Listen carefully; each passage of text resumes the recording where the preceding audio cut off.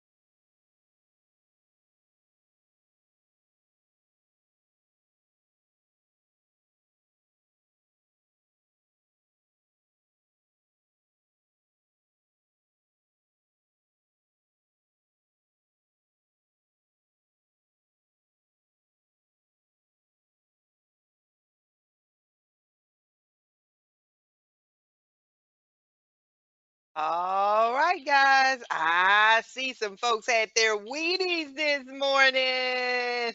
You guys came ready to roll. And for those of you who got real close, no worries. All right, I'm going to help you pivot in the right direction. This thing is not very long, but there's a lot of good stuff in here that we're going to unpack. Okay, so your answer is indeed C. I'm going to tell you how we got there. This indeed is a closed reduction nasal fracture.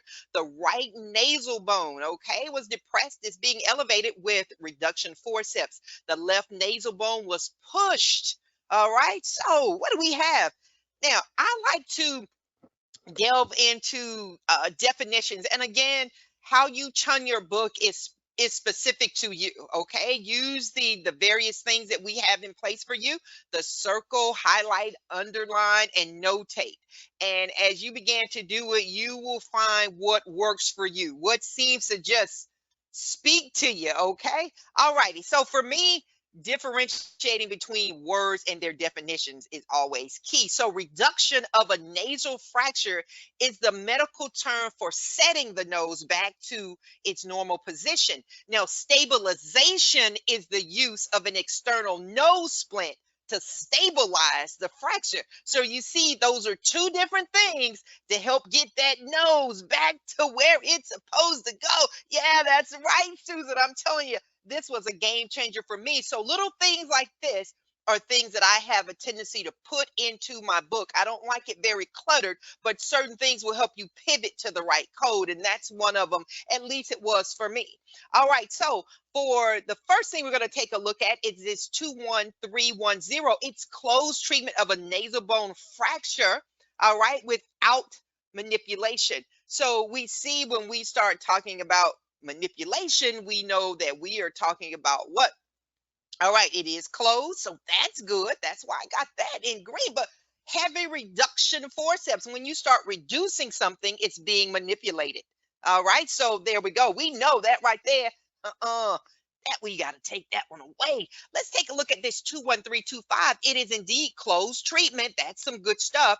It is of the nasal bone fracture, but it is without stabilization. And again, this bone was pushed. Okay, it was pushed, but no stabilization was taking place. It was without stabilization because there's no mention of a nose splint. Okay, the reduction implies manipulation. All right, not stabilization. All right, so therefore, we're going to hold what we got. We're going to give that a light yes. We got to see what these other codes hold for us before we say, yeah. All right, so this is open treatment. We don't even have to keep reading. We know it was closed. So just go ahead and take that one off. It doesn't matter. It was uncomplicated. Boom, right there, that open. Look here, we got to be quick. We don't have much time on that exam. Let's take him off because that's open. That's a no-brainer right there. This one is closed. That's good stuff. Look here, nasal septal fracture. Yeah, we talking about the nasal septal fracture with it looks good, but look here. Boom, septal fracture. We're dealing with a bone. Bone. You see what I did right there? Look at that bone. Okay, so yeah, that's off. See, real subtle. Therefore, we've taken a look at that. So that's a good code right there. All right. So how's everybody doing? Does that clarify? See, who knew all that was in that little itty bitty scenario, right? All right, yeah, that's right. Yep. Perfect. I'm glad to hear you guys are doing good. Miss Sophia, Brittany, Susan, Amanda, Dana. All right, we're gonna keep it going, guys. All right, Miss Chinway, if you be so kind to come and read this next scenario, I appreciate you, lady. All right.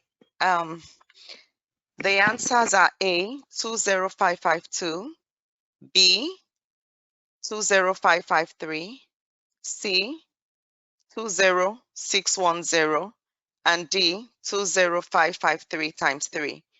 A 39-year-old involved in a motor vehicle accident MVA a year ago arrives to the pain clinic with complaints of neck pain and left-sided radiculopathy, complicated by cervical degenerative disc disease. NSAIDs and physical therapy have been unsuccessful, and the patient requires multiple trigger point injections. The left multifidus trapezius and right levator scapula were injected. The area was cleansed and bandage applied. Which procedure code best describes this encounter? Thank you, Miss Chinwe. All right, guys, you know the drill. You got 2.5 minutes in your time. It starts now.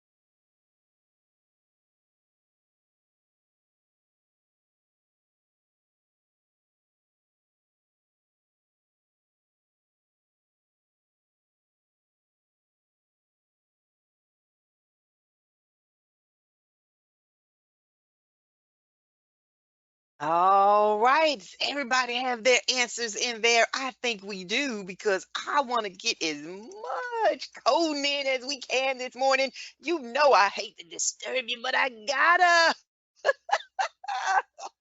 All right, guys, let's do it. Let's do it. All right. So here we go. Let's unpack this thing. And for some of you that wasn't quite there, it just took a little bit of a nudge, okay? And if you're still not sure, I'm going to help you get there. No worries. The answer is indeed B. Let's go ahead and take a sneak peek as to why. All right, for our keywords, this patient is 39 years old.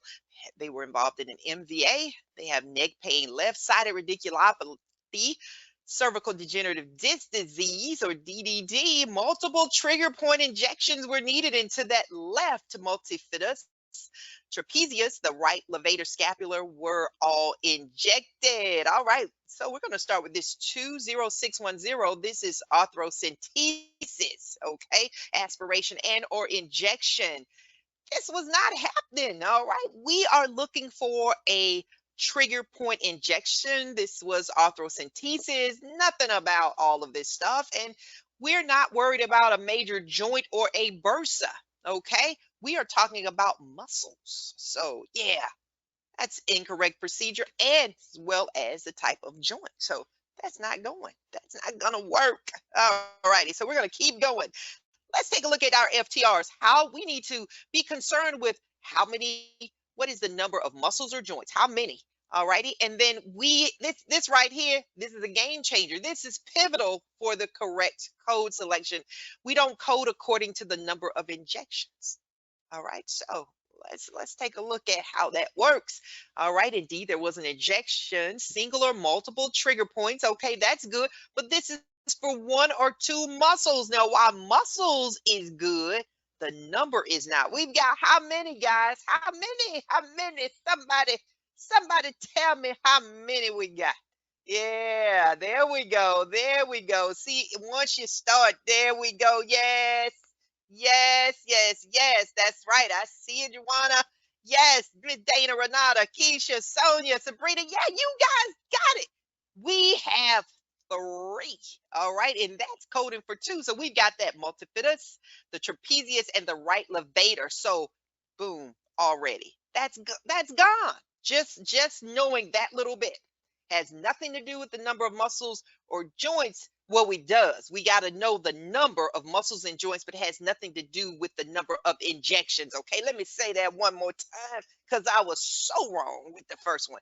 The number of muscles and joints, it matters, but the number of injections does not with this code selection that we are going for with these introductions and injections. Okay.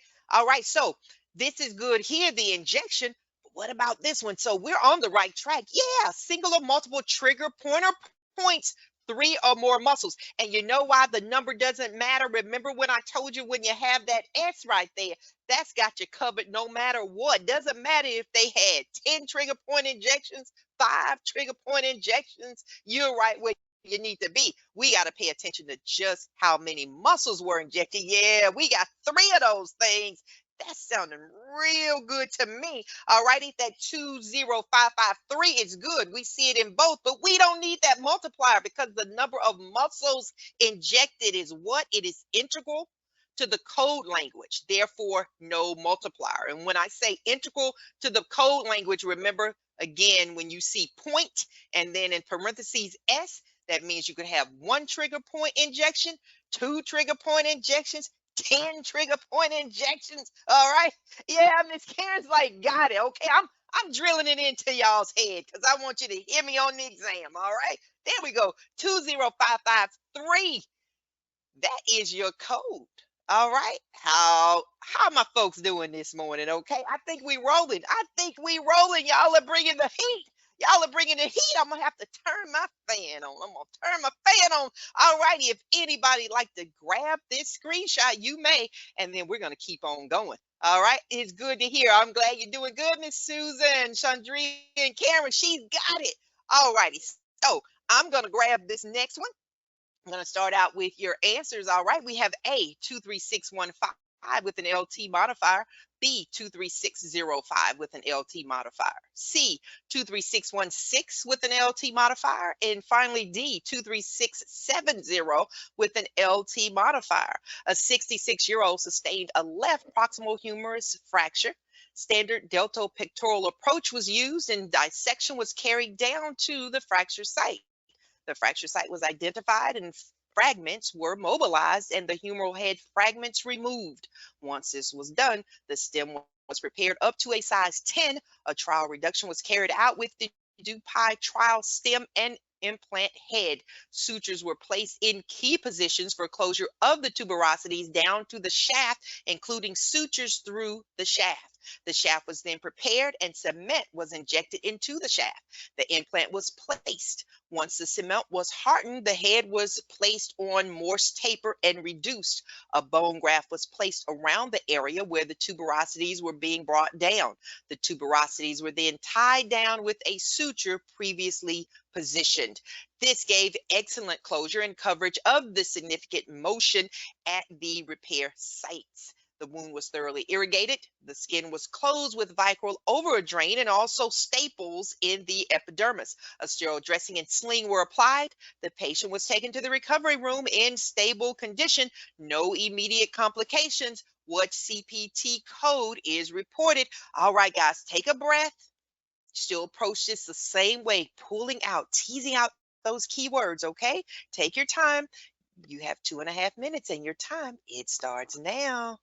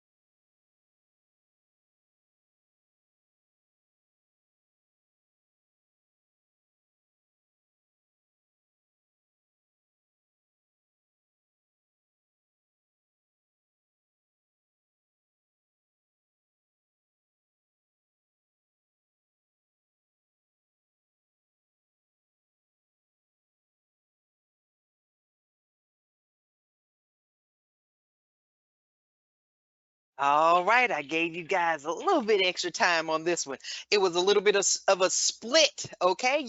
You guys were teetering indeed between A and C, and I had a few outliers there with some other answers as well. So no worries. And once I gave you guys a little nudge, then you guys pivoted in the right direction. So hey, no worries there. We're gonna go ahead and unpack it so you guys can jot some reminders to yourselves in your CPT manuals, because this one right here, like it said, it's about being able to make the right choice when you get to that fork in the road, okay? And I indeed saw it, and that's no problem. That's what study group is for. I want you to get clear while you're here with me, okay? This is where you need to be so that you can just, like I said, we're just refining what you're doing, okay? No worries, Miss Lisa. I'm glad you're here, lady. No worries.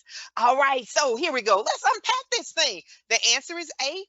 So we're gonna talk about why. Okay, we're gonna talk about why and what happened with this particular scenario. Okay, all righty. So we're gonna go ahead. Give me one quick second here. All right. You know, I like to answer everybody. Everybody. All right, here we go. All right, so how did we get to this A? All righty, let's unpack it. We have this 66-year-old patient. They sustained a left proximal humerus fracture, and we have the deltopectoral approach, the dissection. We have fragments mobilized. The humeral head fragments were removed. We have the reduction with the dupitrial stem implant head. We have the closure of the tuberosities. The shaft cement was injected into the shaft. The implant was placed and reduced. The bone graft tied down. The bone graft and the tuberosities were tied down. All right, so we are talking about a dissection, and the fragments are removed. As soon as you see dissection, all right, and then we have this of the left proximal humerus fracture. All right, soon as we see dissection, we know it can no longer be closed treatment. All right, can't be closed treatment. So if this code language, this common code language, is incorrect, then we already know that anything that falls up under it is incorrect as well. So closed treatment and dissection, that can't be. All right, so this 23605, that's off the table. We don't even have to read what else is specific to this dependent code, because the common language, again, I'm always stressing that, because it's when the common language is not correct that anything that's dependent on it be incorrect as well. Okay, so this is closed treatment no matter what it's saying up under here. Even if what they're saying up under here was correct, but it's closed treatment, this is a dissection, so we know this patient has been opened. So 23605 is off the table. All right, we're going to keep on going. This one is saying open treatment. I like that part. Open treatment of shoulder dislocation. We were doing all right. Till it says shoulder dislocation. No, what they do with that shoulder? They broke that thing. Okay.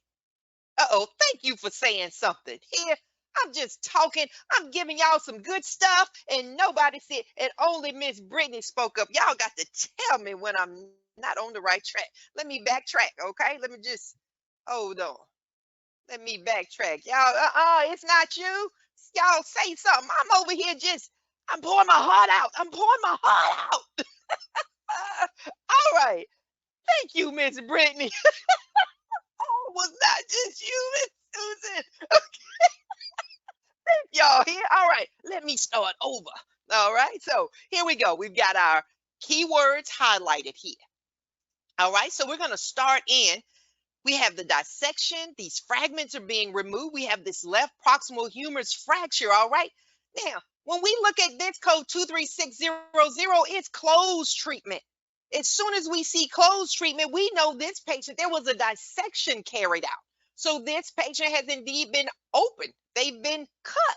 All right. So we know that when this common code language, which is everything before this semicolon, and I know I tell you this all the time, but I'm just repetition. Hey, it ain't gonna hurt nobody. All right. So everything before this semicolon is common code language. So anything falling beneath this parent code, this dependent here, it's wrong too, because this common code language is wrong. So it can't be closed because the patient was cut. All right, so 23605, that's off the table. All right, so we're going to come on down here to 23670. This is open treatment of a shoulder dislocation. Now, they were doing all right till they said shoulder dislocation. Yeah, open treatment, it is the shoulder, but the shoulder was not dislocated. Look at that. There was a fracture. Did you see that? Did you see that right there? Yeah, it was a fracture. So code 23670. No, we got to take that one away. Okay. So I think for some of you that said B, now you know why that could not be. All right. You got that. Many of you didn't choose this one, but if it did get you, because sometimes the eye can be tricky. You see that open treatment, you see shoulder, like that's it. No, that's a dislocation. They fractured the shoulder. That one's gone. All right. So now we're down to these two. All right. And so we got to differentiate why one is good and one is not. Open treatment, that's good stuff right there. All right. Proximal humeral. All right. Yeah, we doing good. Includes repair of the tuberosities. All right. Humeral head. We've got closure of the tuberosities. We got some stuff going on there. Includes internal fixation. Yeah, the implant was placed. Yeah, that's some good stuff. So before we sign off on it, because that's sounding real good, we're going to give it a like. Yes, we got to check code 23616. This is with proximal humeral prosthetic. That's good, but look at that. Replacement. Have they ever had a placement of the implant? No, they would have had to have been replacing something that was there. They're having an implant that was placed. This thing is new. All right, so that would not be. So therefore, the 23615, yeah, we gonna go ahead and check that off. Yeah, that replacement and the implant being placed are two different things. Yeah, that's what it means to be forensic. All right, y'all get y'all glass wipes out. I got mine on my desk, okay? Because I have to do it at times too. Yeah, that's what it means to be forensic, okay? All right, so how is everybody doing? And again, these FTRs, they help to guide your eye too, because we're talking about what type of fracture treatment. We got to determine if it's closed or open, and things as simple as a dissection is letting you know no longer can this treatment be closed. It's indeed open. So any place you see that, you know that's off. Okay, they told you it was a fracture. So if you see dislocation, that cannot be. They are just getting this implant, so they are not receiving a replacement. They are receiving an implant. So here we go. Internal fixation, that is the same as this implant being placed. So again, being very clear about your terminology is key. All right. How's everybody doing? All right, I see some guidance. Like, wow, yeah, yeah. I think everybody's got the forensic glasses on. Yeah, I see you, Renata. As I hear people say, gotcha. All right, I know we got you. Y'all, yeah, we got y'all here. All right, if anybody needs to take a screenshot, go ahead and grab that screenshot. And we are gonna keep right on trucking. I'm gonna have my friend Miss Chimway come and read us out on this one as well as the next one after this. I'm gonna give you guys 2.5 minutes after she completes the reading. Okay, thank you, Miss Chimway. All right, thank you. And the answers are A, 29805, B, 29806, C, 29807, and D, 29819. A patient is seen in the same day surgery unit for an arthroscopy to remove some loose bodies in the shoulder area. What CPD code is reported?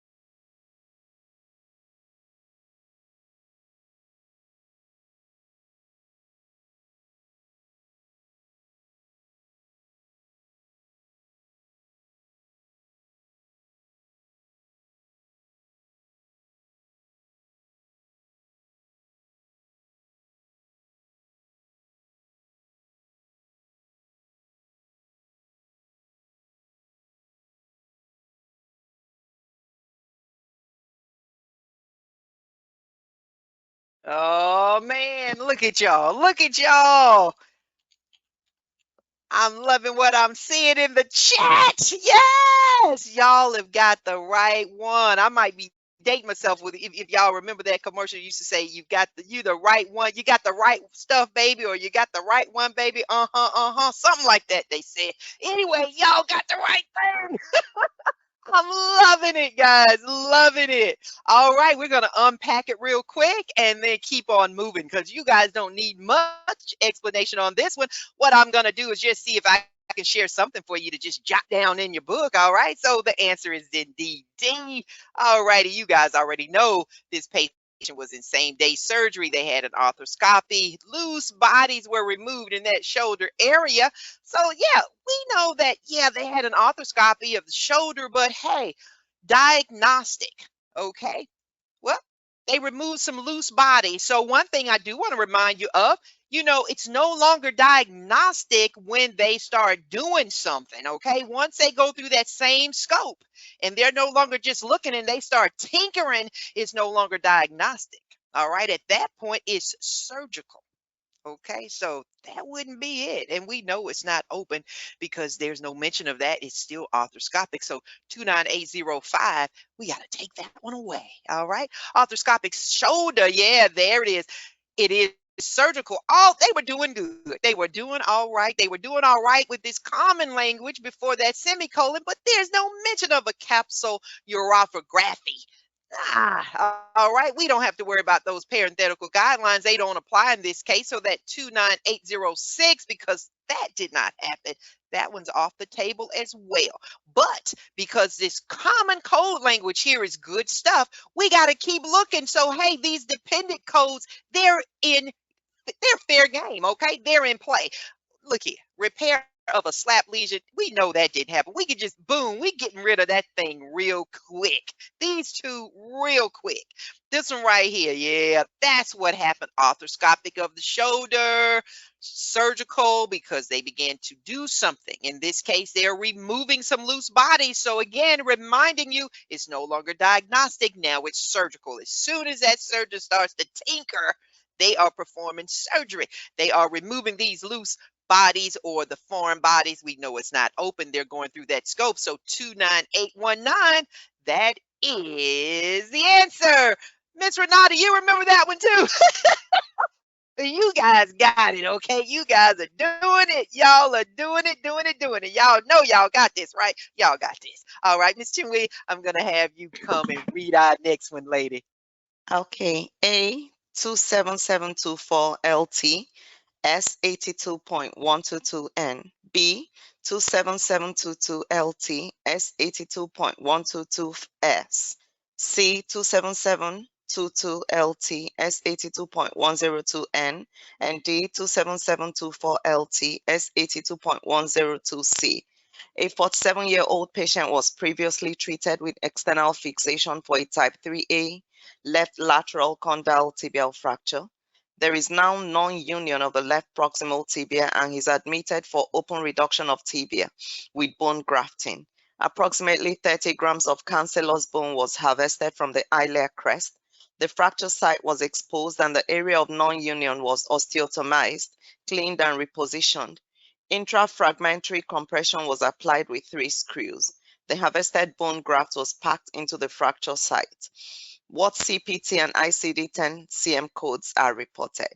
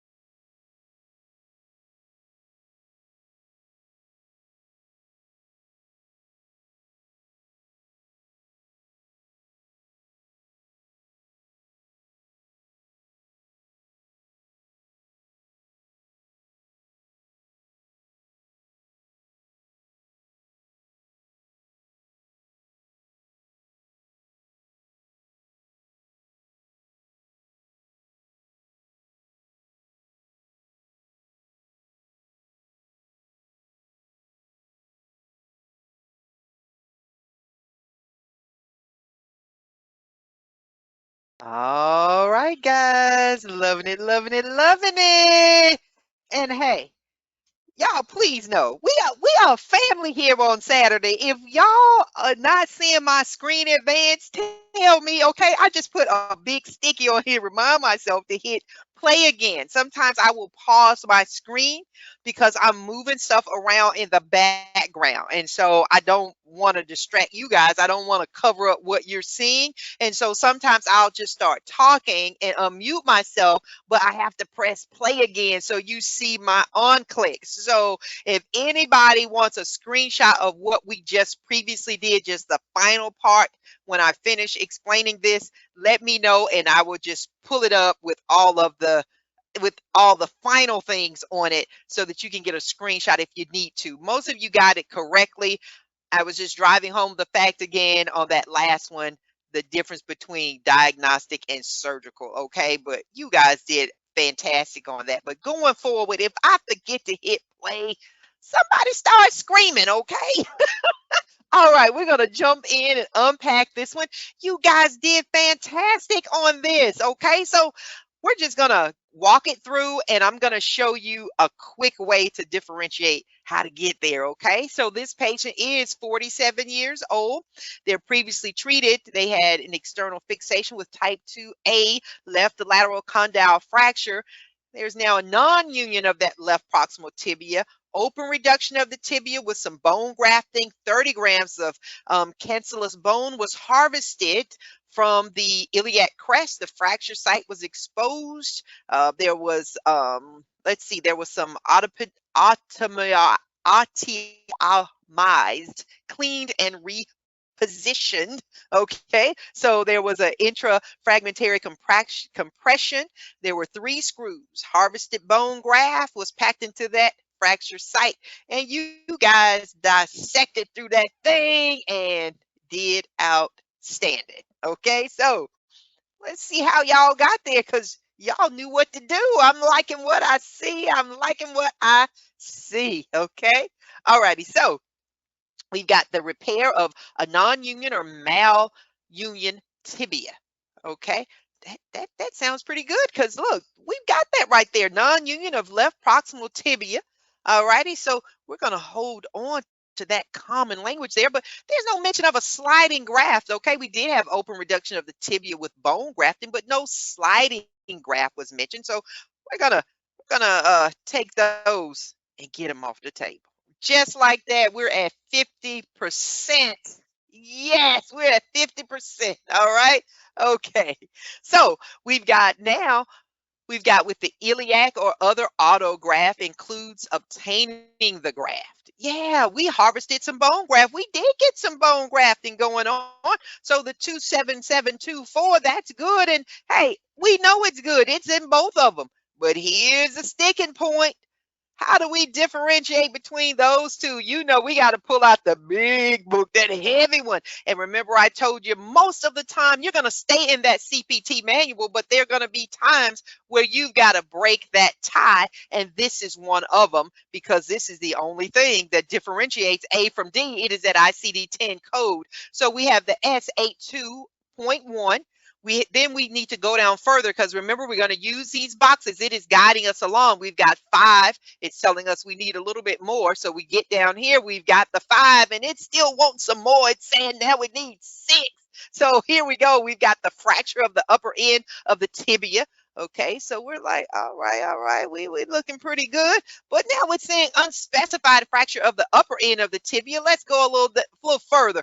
It's still saying unspecified fracture of the upper end. Now it's saying of the left tibia, and that's good, but it wasn't unspecified. We know that it is of the left, okay? Left proximal.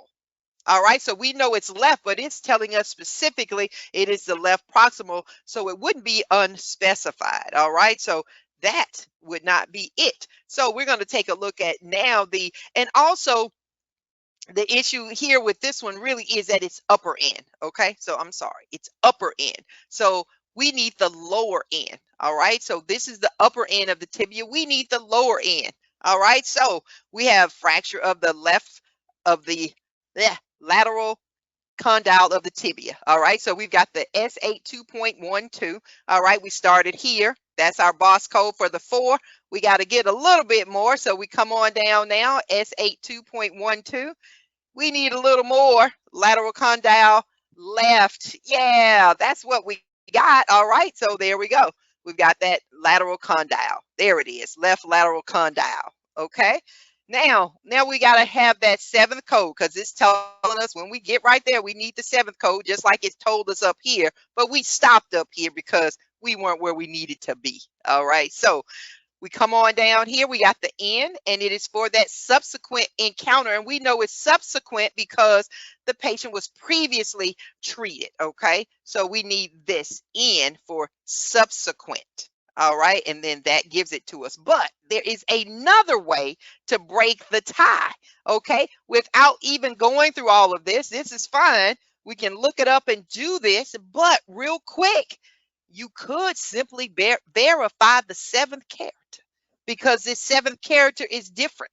Now, if it had been the same 7th character, then yeah, we got to go through and we've got to tick all of the boxes. But this character is different. So we see here that C, we see that for the N and the C. So with the C, that's for the initial encounter. All right. This patient was previously treated, so we know it's not the initial encounter. All right. It is definitely in. This is the subsequent encounter. So you could have broken the tie with that. All right. So how does everybody feel about that? Did some of you break the tie that way, or did you guys look through and did like I did? And you see, even I had to go, okay, wait a minute. I'm in the upper end, and this is the lateral condyle. Okay, yeah. So you can pull that. You can pull that trick if you need to, particularly if these two, if the last letter is different, you could do it. Okay. Yeah, that's what you did too, Miss Susan. Yes, use that 7th character. Okay. That is always a good thing. The other thing sometimes that I do, and you can do with ICD-10, is sometimes if I'm still not clear, like if this wasn't the case, if you couldn't break it that way, sometimes I would go back and start in the alphabetic index to ensure that, yeah, I am indeed where I need to be in that tabular index. So that's just my hang up. But hey, sometimes you just got to do it. Okay. All right. So with that being said, you guys can grab a screenshot because I'm showing my screen. So go ahead, guys, grab it if you need it. If not, I'm going to go ahead and keep on going. All right. And I'm showing my screen still. And you know what? Shame on me, because even on my side, I have to have the drop down. I can see what you guys are seeing. So I know when you're not seeing my screen, I get to talking too much. Okay, so here we go. I'm going to read us out. We have A 20551 73040 with a 26 modifier. B 20610 73040 with a 26 modifier. C 23350 73040 with a 26 modifier. We have 20552 73040 with a 26 modifier. A 49-year-old female had 2 previous rotator cuff procedures and now has difficulty with shoulder function, deltoid muscle function, and axillary nerve function. An arthrogram is scheduled. After preparation, the shoulder is anesthetized with 1% lidocaine, 8 cc's without epinephrine. The needle was placed into the shoulder area posteriorly under image intensification. It appears as if the dye was in the shoulder joint. A good return of flow was obtained. The shoulder was then mobilized, and there was no evidence of any cuff tear from the posterior arthrogram. What CPT codes are reported? All right, guys, I'm going to give you 2.5 minutes, and your time, it starts now.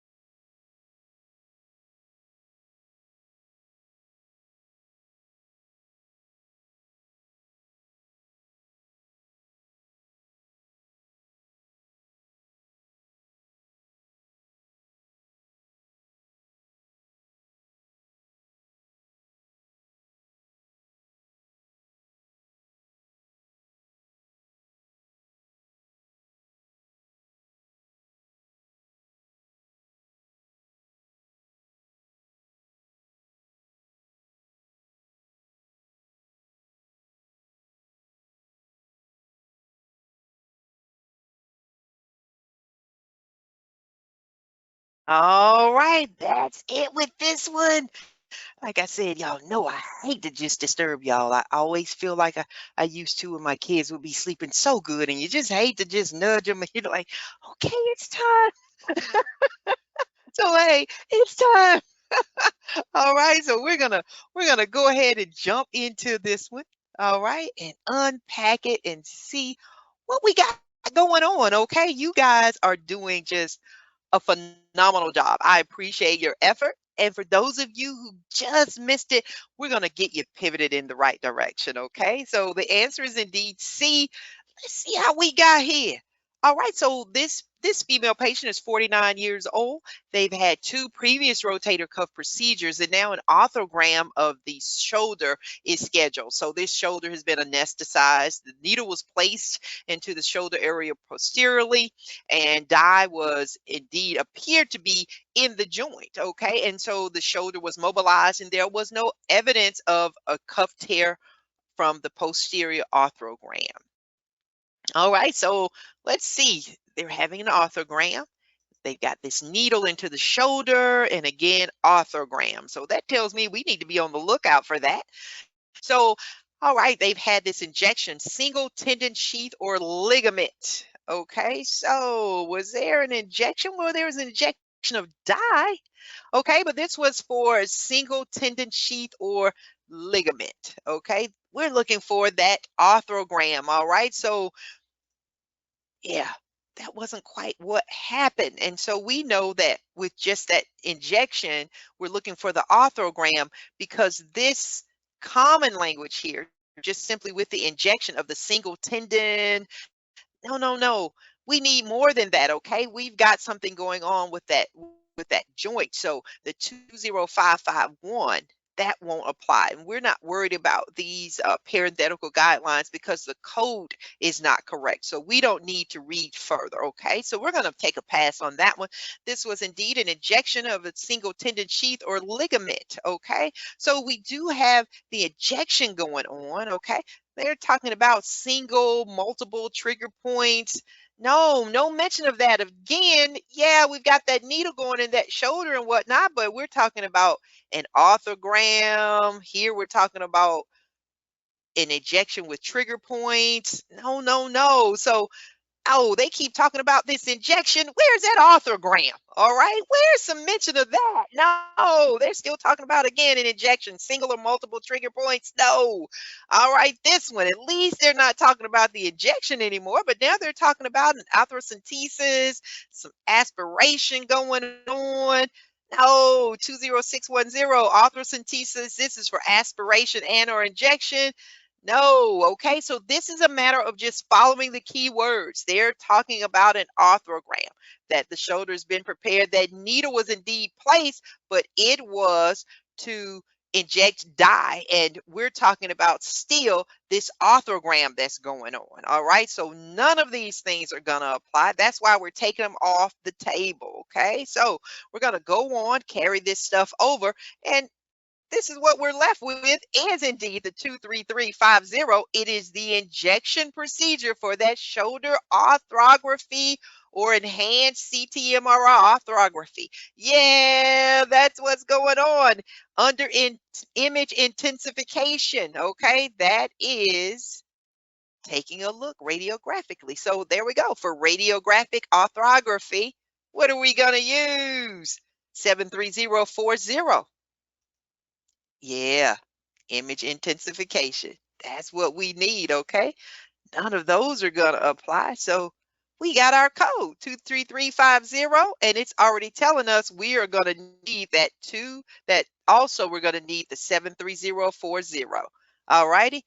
So you guys, I think most of you, once we kind of nudged you, yeah, you pivoted in the right direction, and you might want to notate so that you know that this code is good if you see arthrogram, okay? The orthography, okay? It also is talking about the arthrogram, okay? All right, so how is everybody feeling after that explanation? Are we doing okay? I got to know you guys are hanging with me. Good? All right.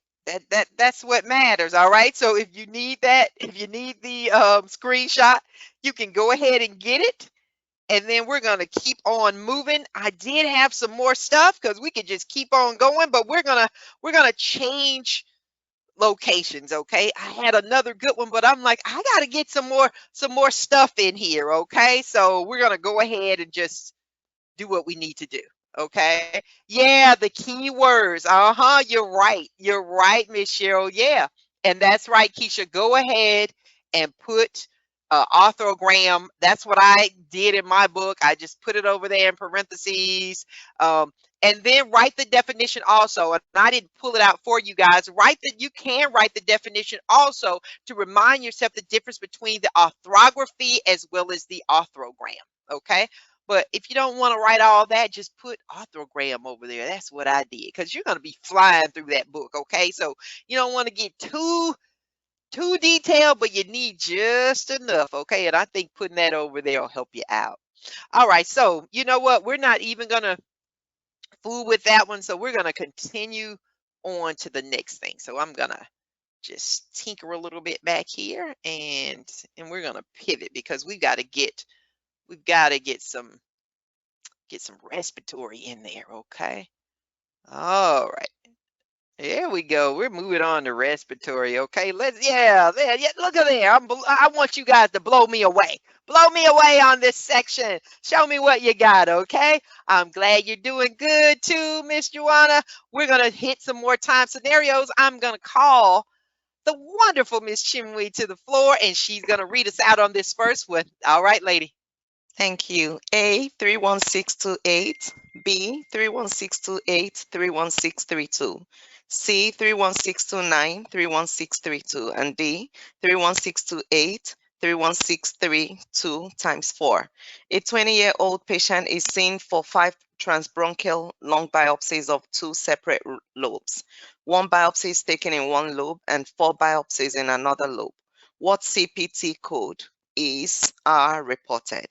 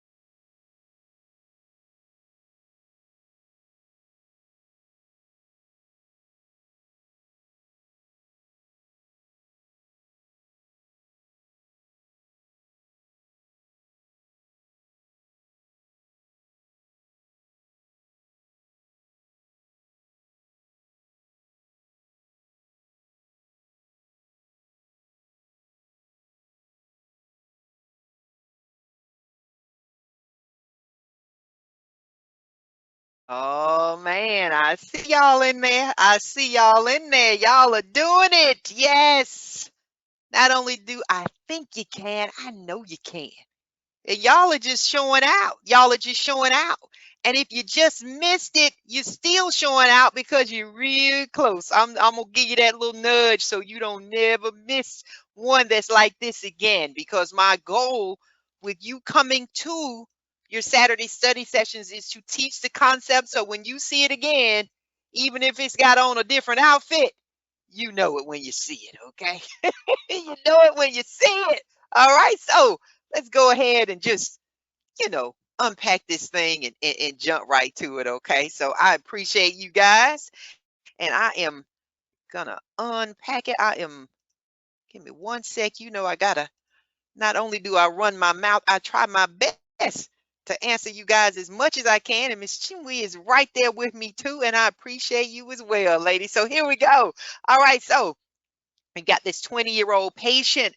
They've had 5 transbronchial lung biopsies of 2 separate lobes. 1 biopsy was taken in one lobe and 4 biopsies in the other. The answer is B. Okay. And so many of you got there, and some of you needed a nudge, and then you got there because I could tell you guys were teetering between 2 answers. So we've got 31622. Okay, so this is the parent code, and this code language, everything before this semicolon is good stuff. Bronchoscopy, rigid or flexible, including fluoroscopic guidance when performed.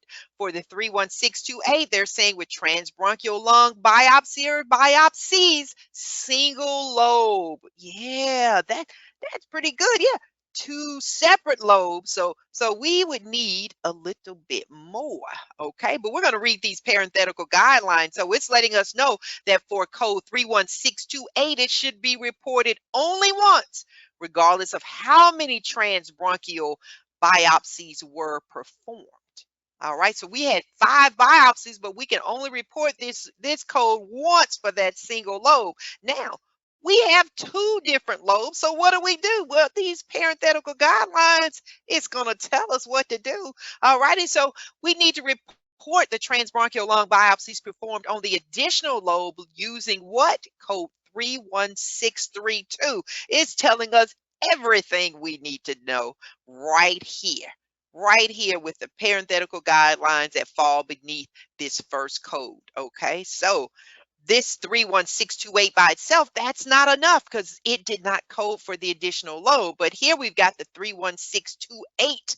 Yeah, let's kind of leave that right there with these 2. Okay, we need to check out the 31629.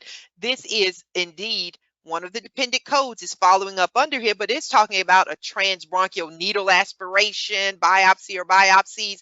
No mention of transbronchial needle aspiration. So we can go ahead and take that off, okay? Because we're coding for that lung biopsy, not a needle aspiration biopsy of the trachea. All right, so it's down to these 2. This is the only thing that's separated, all right? Everything is the same with these 2, but that immediately, what do I always tell you guys? If you've got a word and then you've got the S in parentheses, okay, are we gonna need that multiplier? All right, let's see. We've got with transbronchial lung biopsies, each additional lobe, okay, yeah, we need that additional lobe, and it told us that right there. So we've got a lot of checks and balances in there, okay. There we go. Each additional lobe. Okay.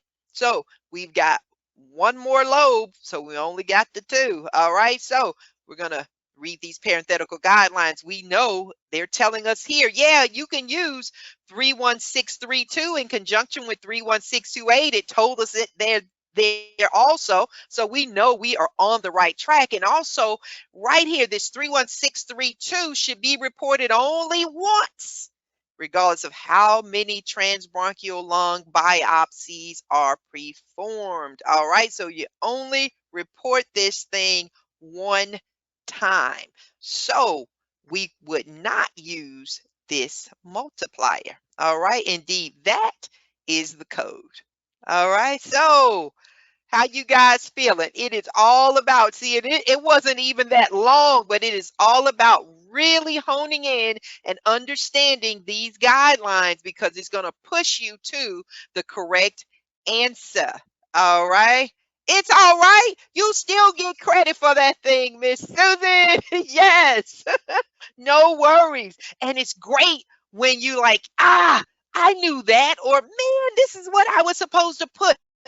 That's good. That's what I want to hear. Okay. You're not completely lost when that happens. It's just a matter of, all right, I gotta really slow down and understand that I can only report this code one time because you don't want to get thrown because they're talking about all these biopsies, but we're focusing on the lobe. Okay. Really honing in on that.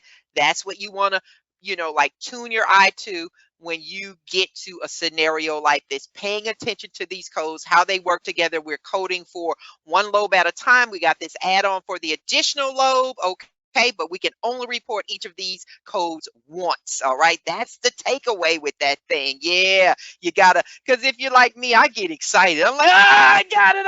I'm like, let me just take a breath. Let me step back. All right, guys, if you need to get a screenshot, go ahead and grab that thing. We're going to keep going because I want to push through to get as many of these things in as we can. I'm going to have Miss Chimwe come and read us out with the next scenario. Thank you so much, lady. You guys will have 2.5 minutes after she's done reading.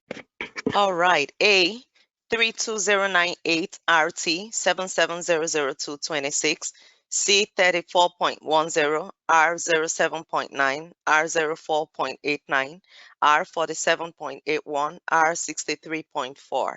B 32400 RT 7700226, C 34.90, C 32607 RT 7700226, R 22.2, and D 32405 RT 7700226, C 34.11. A 55-year-old female smoker presents with cough, hemoptysis, slurred speech, and weight loss. Chest X-ray done today demonstrates a large unresectable right upper lobe mass, and brain scan is suspicious for metastasis. Under fluoroscopic guidance in an outpatient facility, a percutaneous needle biopsy of a right lung lesion is performed for histopathology and tumor markers. A diagnosis of small cell carcinoma is made and chemoradiotherapy is planned. What CPT and ICD-10-CM codes are reported?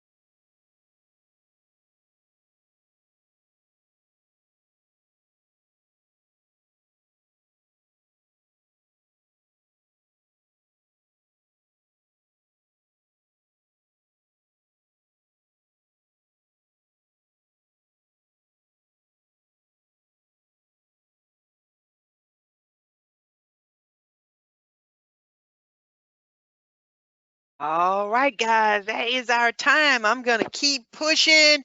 You know I want to give you guys more time on it. You know I hate to just disrupt you, but I gotta because we gotta get through some more stuff. Okay. All right, so here we go. Let's take a look and unpack this code and see how we arrived at this answer. And many of you got there. And I see folks are sliding that answer in there. So I'm trying to slow up a little bit because I don't want to do the reveal in case we got any more takers on this thing. All right, so I'm going to go ahead now and spill the beans. Okay, so here we go. All right, so we've got a 55-year-old smoker. They've had cough, hemoptysis, slurred speech, weight loss. We've had a chest x-ray that was done. They're showing on that chest x-ray a large unresectable right upper lobe mass. A brain scan is suspicious for metastasis, and fluoroscopic guidance in an outpatient facility with a percutaneous needle biopsy of the right lung lesion, and histopathology and tumor markers was done, and the patient was indeed diagnosed with small cell carcinoma. And that's how we arrived at D. All right, so here we go. How did we get here? All right, we're going to first start with taking a look at code 32098. This is for a thoracotomy. Okay, so we know that wasn't done, a thoracotomy with biopsies of the pleura. Okay, so the thoracotomy, okay, we're looking for a percutaneous needle biopsy. All right, so we're going to go ahead and just take that one away right now. We're going to continue on. Now we have a biopsy of the pleura, percutaneous needle. All right, I like that percutaneous needle, but we had the percutaneous needle of the right lung, not the pleura. There we go. Get those glass wipes out, right? Get them out. Okay. So we have all of these parenthetical guidelines. We don't have to worry with them because the code is not correct. So don't spend time fussing with that, okay? Because already this is out of the game. Yeah, this and this is good, but it's of the pleura. We're talking about a percutaneous needle biopsy of the lung. Immediately, that one's gone as well. See, already, boom and boom, those things are done. All right, so now let's take a look at the code 32405. 32405, we have biopsy lung or mediastinum percutaneous needle. Yeah, percutaneous needle. And it is, yeah, there we go. Yeah, it lit up. There we go. Percutaneous needle. It is a biopsy of the lung. Yeah, that's what we need. Let's give that a light yes. Before we sign off on it, we need to take a look at code 32607. This is for a thoracoscopy. All right. Yeah, we don't need that.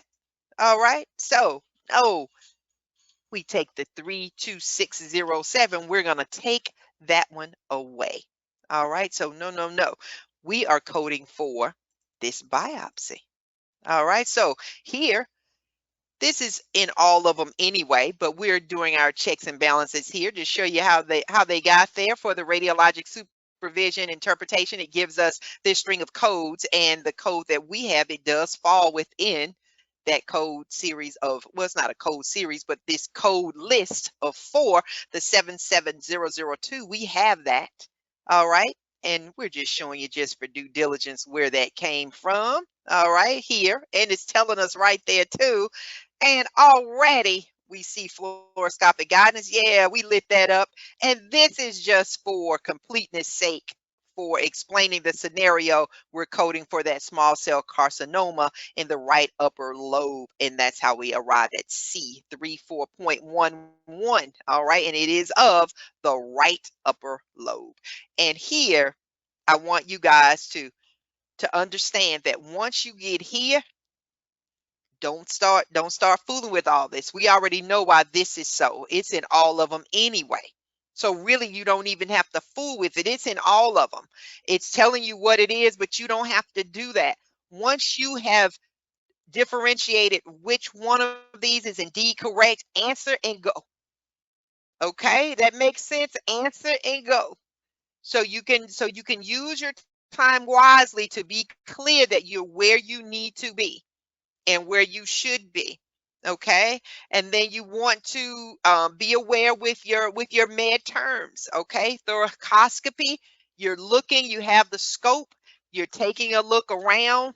with the thorax, okay? And if you look also in your book, you will see an actual picture. I'm trying to remember which page it's on. Let's see.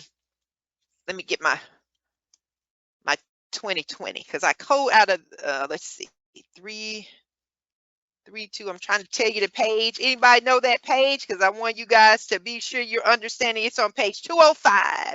It gives you the actual picture describing the thoracoscopy. So you might want to put yourself a little note there about thoracoscopy as far as the definition, as well as a thoracotomy. Okay, to differentiate. Yeah, Miss Cheryl. Yeah, 205. Y'all heard me over here flipping. I had to find it too. Okay. All right. So we're gonna keep on moving. But like I said, once you differentiate, if that lead code is not in any of the others, once you find the code that makes whichever choice true, and in this case it's D, don't keep going down this line. We've already eliminated all these. Answer that thing and keep going. Okay. All right. So we're gonna keep on going. I'm gonna call Miss Chimley. Let's do it, lady. Let's read one more. Right. Okay. And the answers are A, 32850, 32856, 32851 times 2. B, 32850, 32855, 32851. C, 32850, 32855 times 2, 32850, 50. And D, 32850, 32856, 32853. A 27-year-old girl has been on the lung transplant list for months, and today she'll be receiving a left and right lung from an individual involved in an MVA. This person was dead on arrival at the hospital and is an organ donor. The donor pneumonectomy was performed by physician A, the backbench work by physician B, and the transplant of both lungs into the prepped and waiting patient by physician C. What is the correct coding for the removal? Physician A, preparation, physician B, and insertion physician C of the lungs.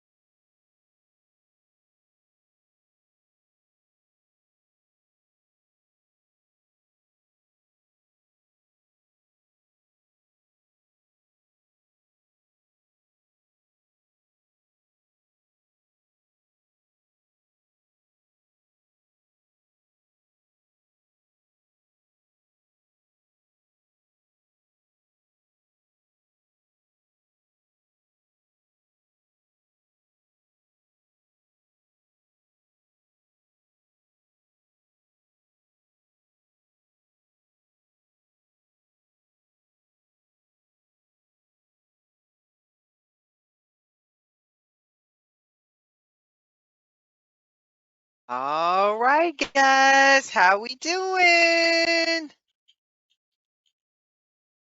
All right, we're going to go ahead and unpack this scenario. Many of you got there. I tell you, I am just so pleased. You guys are doing outstanding. I'm seeing a wonderful effort. I'm seeing a lot of good stuff. A lot of good stuff. And I'm answering folks, and Miss Dana, you are doing just outstanding. All of you guys are doing a beautiful job. All right, so I'm gonna go ahead and unpack it. And Miss Dana, you got it correct. My finger is trigger happy over here. I'm trying to answer everybody. For any of you that just missed it, we're gonna unpack it for you and get you headed in the right direction. Okay, so no worries there. I got you covered. I got you covered. All right, let's do this thing. So we've got this 27-year-old young lady. They've been on this lung transplant list for months. All right. And so today she's receiving a right and left lung transplant. Okay. This person was DOA at the hospital, which is dead on arrival. And the pneumonectomy was performed by physician A. The backbench work was performed by physician B, okay, and the transplant of both lungs into the patient was prepared by physician C. So indeed, a lot going on, and it would indeed take a tremendous team, okay? So we have removal performed by physician A, prep by physician B, and insertion by physician C, and the answer is D, okay? So how do we get here? We're going to unpack it. All right, already we know. We have, with lung transplants, we have three possible procedures. We have the removal, the backbench work, the transplant, and we're only going to code those procedures that were performed. And in this case, all of them were. So when we take a look at A, B, C, and D, yeah, all of these are the same. All right. And it is for the removal. It's for the donor pneumonectomy or nectomies. Okay. Including the cold preservation. It's from the cadaver donor. And we know it's a cadaver donor because this person was unfortunately dead on arrival. So for code 32850, we know, yeah, that's what that is. Okay. The donor pneumonectomy. So that's in all of them. Really, we could just get to the order of getting on down here. Once we know that's what it is, we're going to keep on moving, all right? We need to code for this backbench work, all right? And this is the same code family. It's either 32855 or 56, okay? So we know once we get this, we're down to 50-50. We've got this backbench work standard prep for the cadaver donor lung. What is differentiating the two? The number of lungs. All right, for 32855, it is for unilateral. This patient had a left and right lung transplant. That's what they're receiving. They're receiving both lungs. So already, and it's telling us right and left, and it's saying both. It's saying she's getting two lungs. So already we can get rid of the 32855. All right, we're done. Boom and boom. And no, we're not going to put a multiplier on that. The reason we're not going to put a multiplier on that because we have a code that takes care of it right there, bilateral. All right, so we need this 32856. Yeah. Okay, so that's not enough. That's unilateral. We can't make it bilateral by putting a multiplier, making it times 2. We have a code for that. Remember, you have to be mindful of those multipliers if the code language itself takes care of that. And in this case, it does. All right. So we've gotten those off the board. We're going to get on down here to this last code. Okay. So let's see what we got for the 32851. That's a lung transplant single. They up to their old tricks again, y'all. They're trying to fake us out again with using this multiplier. We can't make this single lung transplant with this single lung code correct by adding a multiplier. You know why? Because there's something better.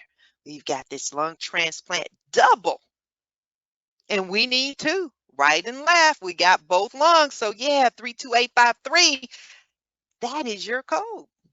All right. So if anybody needs to get a screenshot, you guys can go ahead and grab it. Okay.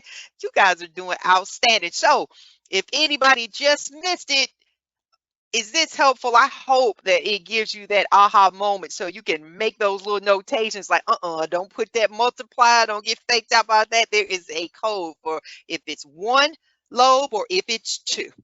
All right, that is good to hear, lady. Good to hear, Miss Susan. Hey, I'm glad to see others are saying, yeah, okay, that's helpful. So I'm glad that's helpful, guys. So we're gonna squeeze one more in before we get out of here. All right, so I'm going to pause my screen. And I know it's not advancing yet because I want to get to a certain scenario. I'm trying to cover as much ground as I can, and some scenarios I feel might cover a little more ground than others. So let me grab one really quick. That is a little bit, yeah, that's the one I want to do. All right, so here we go. All right, guys. All right, Miss Chinwe, if you could come and read us out, I'd appreciate it, lady. All right. A 30410, B 30435, C 30450, and D 30462. A patient's nose was hit with a baseball during a high school baseball game. At that time, reconstruction was performed with local grafts. Patient returns now as an adult, discontent with a bony prominence along the bony pyramid and flat look of the tip of the nose. He underwent major repair with osteotomies and nasal tip work. What CPT code is reported?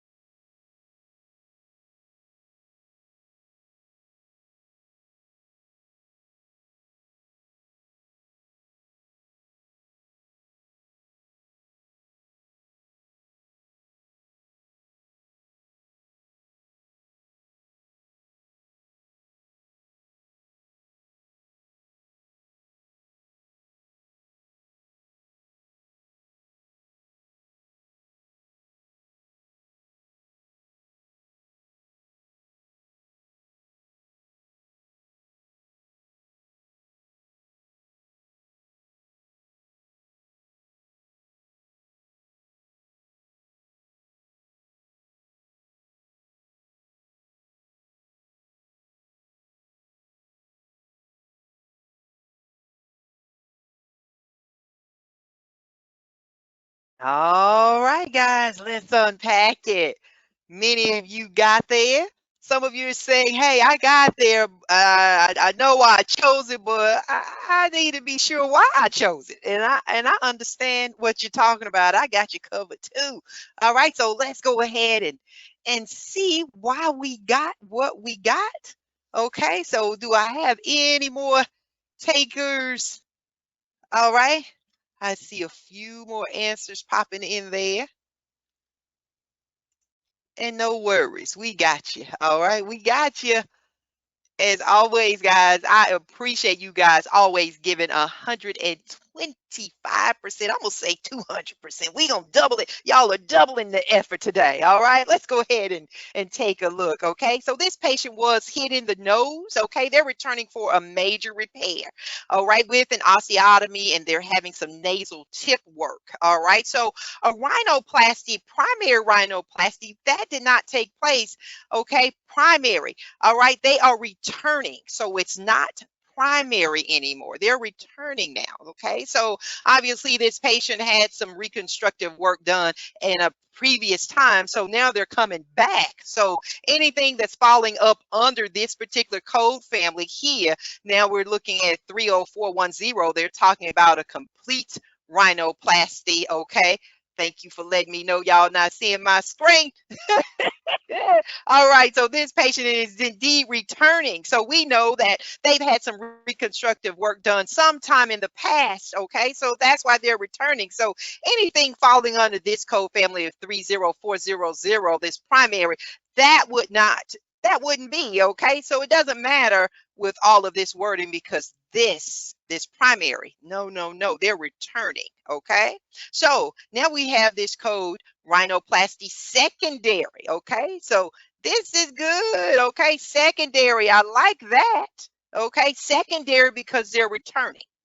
All right, so if it's primary, this would have been when they first got hit in that nose, okay, when they were in high school. But now as an adult, they're like, hey, this nose still is not quite right. So they're coming back. They're going to get a little more done. So that's why this is no longer primary. They're returning. So it's a secondary procedure. All right, it wasn't an intermediate revision. They're telling us it's major. So 30435 is off the table. We take a look here at 30450. It is indeed major revision. That's what it told us there. Repair, yeah. Repair with osteotomies. Yeah, I see that too. And they're having some major tip work, some nasal tip work done. Yeah, let's give that a light yes before we sign off. What else do we have here? Rhinoplasty for nasal deformity secondary to congenital cleft. Oh, okay, that right there, all of this common language here for this code group is wrong. So it doesn't matter about this tip and all this stuff because that's wrong. So we take that off the table. All right, that's how we got now 30450. That is indeed your answer. How we feeling, guys?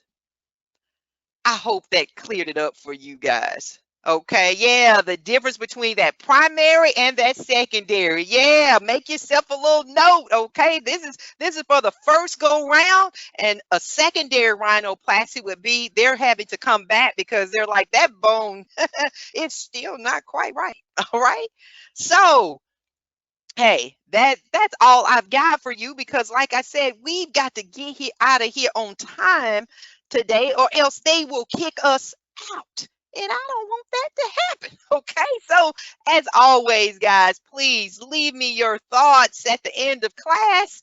It doesn't have to be an essay. Let me know what I can do to continue to facilitate your learning. Okay.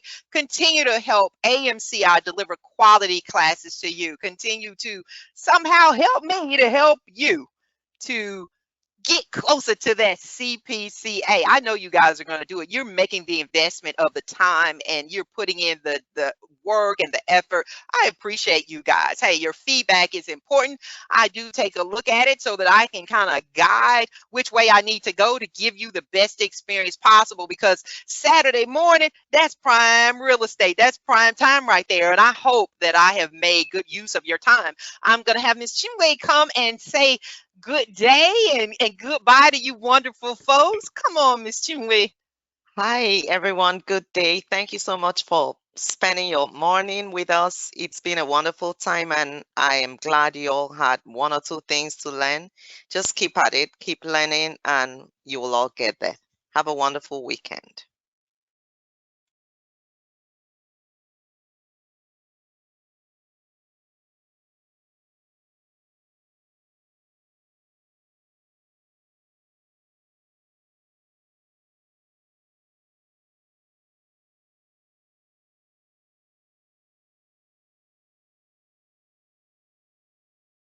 so much for hanging out with me today, guys. Hey, I was giving everybody a shout out, and I got to do it again. Thank you, ladies, for continuing to just give your best, for spending these moments with us. Okay, 120 minutes, that's a long time, but you guys give it 200%.